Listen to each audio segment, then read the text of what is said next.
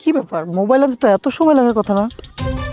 ও মাই god, আধা ঘন্টা হয়ে গেছে, এতক্ষণ পর্যন্ত আসছে না। দেখি কি করে। উফ, কি নিয়ে না আসলে পালা যায় না। এই নাও পানিটা খাও। খাও বলছি পানিটা। এতক্ষণ লাগে একটা মোবাইল ফোন আনতে, হ্যাঁ? কি করে বুঝি না। উফ।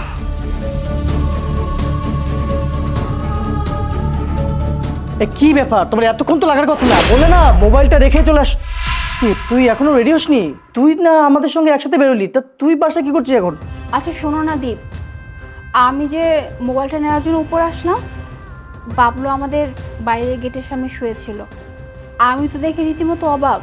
কি ব্যাপার, তোকে আমি বললাম বাড়িতে যেতে, আর তুই এখানে বিছানা টিছানা বিছিয়ে একদম এখানে শুয়ে আছিস। পরে বললো যে আসলে আপনি যে আমার বাড়ি যেতে বলছেন, আমি বাড়ি কই যাব।